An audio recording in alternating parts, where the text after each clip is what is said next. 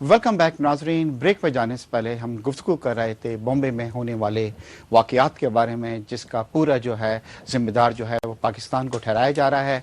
हमारे साथ टेलीफोन पे इस वक्त ISI के साबिक सरबराह जनरल हमीद गुल साहब तशरीफ़ रखते हैं।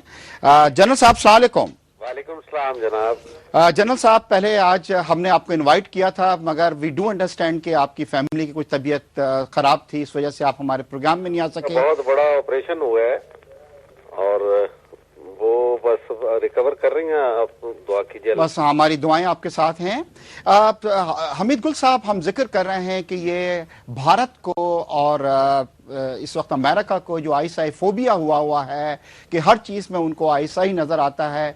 कोई भी वाक़या दुनिया में होता है वो सोचते हैं ISI के पीछे है। अफ़गानिस्तान में आपको पता है कि भारत की एम्बेसी पे जो हमला हुआ उसमें ISI को मलज़ूम इल्ज़ाम ठहराया गया।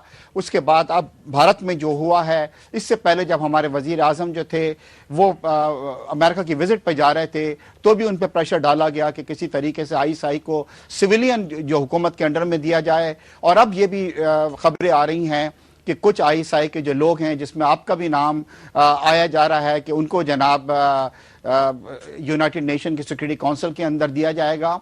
तो आप क्या सोचते हैं कि इस तरह ये करने का मकसद ये नहीं है कि हमारा जो एक बहुत ही मजबूत इदारा है उसको कमज़ोर किया जाए, और अगर ये चीज़ें होती हैं और ये कामयाब होते हैं तो इसका असर जो है हमारे इदारे पे पड़ेगा और मुल्क पे अल्टीमेटली पड़ेगा?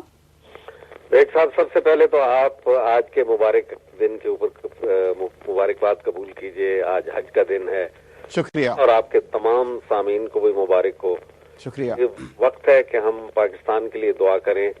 Pakistan is in the eye of storm, there is no doubt about it. मुश्किल वक्त में है, लेकिन अल्लाह ताला हमारी दुआओं से और हमारी हिम्मत और हमारे जज्बों से हमारी मुश्किलात हल कर देगा। रह गया आपका सवाल, तो ये तो बड़ी पुरानी उनकी दास्तान है। उनका हदफ ही पाकिस्तान है।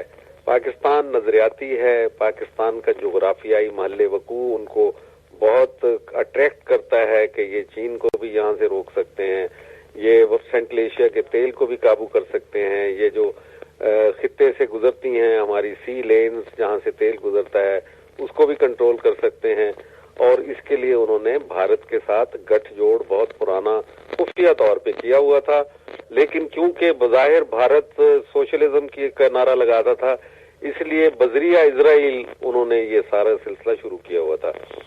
अब ये जो सारा खेल था 9/11 का, वो एक झूठ था, फ्रॉड था। झूठ की बुनियाद पे इराक पे हमला हुआ, झूठ की बुनियाद पे अफगानिस्तान पे हमला हुआ, और झूठ की बुनियाद के ऊपर अब ये जो ड्रामा जो है ये हुआ है। ये कोई पहली दफा झूठ नहीं बोला। दिसंबर 2001 में भी झूठ बोला गया कि पाकिस्तान मुलव्विस है, वो कोई भी नहीं पकड़ा गया। पाकिस्तानी तो उसमें शामिल ही नहीं थे, खुद इंडियन थे। माना कि उसमें एक कश्मीरी था अफजल गुरु के नाम का, लेकिन पाकिस्तान का तो कोई ताल्लुक नहीं था। फिर समझौता एक्सप्रेस का हुआ, 68 पाकिस्तानी बेचारे मारे गए और माजरत खाए हम हो रहे हैं कि उन्होंने फौरन उसके ऊपर ब्लेम दे दिया पाकिस्तान पे। पता चला कि वो उनका अपना वो हाजिर सर्विस एक कर्नल पुरोहित जो था वो उसके अंदर इन्वॉल्व था। बजाय इसके कि हम उनसे कॉम्पेंसेशन मांगे, एक्सप्लेनेशन मांगे, पुरोहित को मांगे, वो हमसे छूट से ही उन्होंने कहा है कि पकड़ा दो। हमारे 20 की लिस्ट पहले दी थी उन्होंने 2001 में भी, और कोई भी साबित नहीं हो सका था। अब फिर दोबारा एक 20 की लिस्ट उसको झाड़ पोंछ के फिर पेश कर दिया गया। और अब के तो वॉशिंगटन पोस्ट की स्टोरी जो आज की है उसमें कॉन्डोलीजा राइस ने मेरा नाम भी डलवा दिया है। उन्होंने कहा इसको भी मांग लो। तो अजीबोगरीब बातें ये हो रही हैं। जनरल साहब, पाकिस्तानी हुकूमत क्यों नहीं मांगती है उस कर्नल को जो कि इन्वॉल्व था समझौता एक्सप्रेस में, जिसमें पाकिस्तान के तकरीबन 60 के करीब लोग जो थे शहीद हुए? हम भी उनको लिस्ट दे सकते हैं और उस कर्नल को मांगे, उसके साथ जो दूसरे लोग इन्वॉल्व थे उनसे कहें कि उनको हमें हैंड ओवर किया जाए। क्यों हम डिफेंसिव हो गए हैं और समहाउ भारत और उसका मीडिया जो है वो बहुत एग्रेसिव हुआ है इस वक्त? हाँ, ये इसमें कोई शुबा नहीं, लेकिन मेरा ख्याल है कि इखलाकी तौर पे सफारती आदाब के एतबार से हमें नहीं मांगना चाहिए। हमें एतबार करना चाहिए कि वो उसको सजा देंगे, और वह नहीं उनको हमारे ऊपर एतमाद करना चाहिए कि हम उनको अपनी खुद मुख्तारी को मलहूज़ खातर रखते हुए इंसाफ के तकाज़ों के मुताबिक अगर वो शवाहिद पेश करते हैं तो हम अपने लोगों को देखेंगे। लेकिन यहाँ पाकिस्तान के अंदर जो आसिफ जरदारी साहब ने कह दिया कि नॉन स्टेट एक्टर्स भी मौजूद हैं, ये एक बड़ा अजीब व गरीब उन्होंने गुफ्तगू फरमा दी। اور نان اسٹیٹ ایکٹرز میں تو ایک جو امریکہ کا اسپائڈر گروپ ہے جو انہوں نے یہاں چھوڑا ہوا ہے وہ بھی موجود ہے. امریکہ کے کمانڈوز بھی جہاں پہنچے وہ بھی نان اسٹیٹ ایکٹر میں ہی آتے ہیں نا.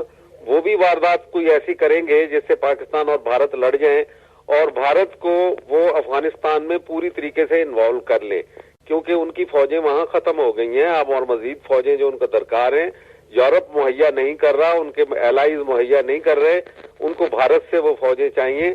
6,000 بھارت کی فوجیں وہاں پہلے موجود ہیں لیکن ان کی ضرورت 1.5 لاکھ کی ہے. لہذا جب تک وہ بھارت کو یہ باور نہیں کروائیں گے کسی ایسے ہنگامے کے نتیجے میں جو بمبئی میں ہوا کہ یہ ان کی اپنی جنگ ہے اور اس میں شریک ہو جائے امریکہ کے ساتھ, یہ استعمار کے ہتھ کنڈے ہیں, چالیں ہیں. پاکستان اس کا ہدف ہے لیکن وہ جانتے ہیں کہ ISI کو ڈیمولش کیے بغیر, اس کو تہس نہس کیے بغیر وہ اپنے اہداف میں کامیاب نہیں ہو سکتے. تو آپ یہ سوچتے ہیں کہ یہ سب کچھ جو بھی پلان کیا گیا 9/11 کی طرز کے اوپر, جس طرح 9/11 کا ابھی تک کچھ پتہ نہیں لگا کہ کون لوگ اس کے اندر انوالو تھے, کچھ ان کے بارے میں نہیں پتا, اور اب یہاں بھی یہ ہو رہا ہے کہ وہ کون لوگ تھے ان کے بارے میں کوئی انڈیا نہیں بتلا رہا. بالکل آپ سوچتے ہیں کہ ISI ہدف تھا اس کا.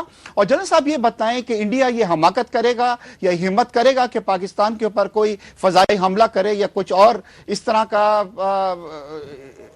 حملہ کرنے کی کوئی دلیری کر سکتا ہے انڈیا, آپ سوچتے ہیں؟ دیکھیں ان کو پشت پناہی حاصل ہے امریکہ کی, اور امریکہ نے پاکستان کو لتاڑا ہے اور ان کو کہا کہ انڈیا کے پاس شواہد موجود ہیں, اس کے اوپر عمل کرو. یہی پیغام دے کے گئی ہے نا کونڈولیزا رائس, اور ساتھ ہی وہاں سے جو تمام ان کی جو ورلڈ ایٹ رسک والی رپورٹ جو آئی ہے امریکہ کی, جس میں کہا گیا ہے کہ پاکستان جو ہے وہ ٹیررسٹ کا بریڈنگ گراؤنڈ ہے اور ساری دنیا کو مل کے پاکستان کو نیوکلیئر صلاحیت سے محروم کر دینا چاہیے. اور پھر کل ہی پرسوں ایک مضمون چھپا ہے واشنگٹن پوسٹ میں جو ماؤتھ پیس ہے امریکن گورنمنٹ کا, وہ رابرٹ کیگن نے اس کے اوپر لکھا ہوا ہے اور اس کو آپ پڑھ لیجئے. اس کے اندر لکھا ہے کہ بھئی یہ پاکستان میں اگر naan act It's time to hug your super mom. جیتنے کا سپر ماں انعام یعنی سال بھر کا خرچہ ہماری طرف سے. ہے کہ پاکستان سے کہا گیا کہ 48 آورز کے اندر لشکر طیبہ وغیرہ جو ہے وہ ان کے خلاف پاکستان جو ہے وہ کاروائی کرے, پاکستان کو زور دیا جا رہا ہے. آپ اس کالم کی بات کر رہے ہیں؟ نہیں جی نہیں, یہ 2 دسمبر کا ہے رابرٹ کیگن کا, جس کا نام ہے دی سوورنٹی ڈاج, کہ پاکستان کی سوورنٹی کا آپ جو جواز ہے ایکسکیوز ہے وہ قبول نہ کریں, بلکہ اگر پاکستان اپنے نان اسٹیٹ ایکٹرز کو کنٹرول نہیں کر سکتا تو پھر دنیا ساری مل کے اور ان کو سیدھا کرے. تو یہ بڑی عجیب و غریب بات ہے کہ اس قسم کی باتیں وہ ہو رہی ہیں, اور ویسے الائی ہیں ہمارے بچے ہمارے ہاتھوں سے قتل کروا رہے ہیں, لڑوا رہے ہیں, یہاں پہ ہماری خدمات کا یہ صلہ دے رہے ہیں. مطلب ان سے کوئی توقع نہیں رکھنی چاہیے ہمیں. اب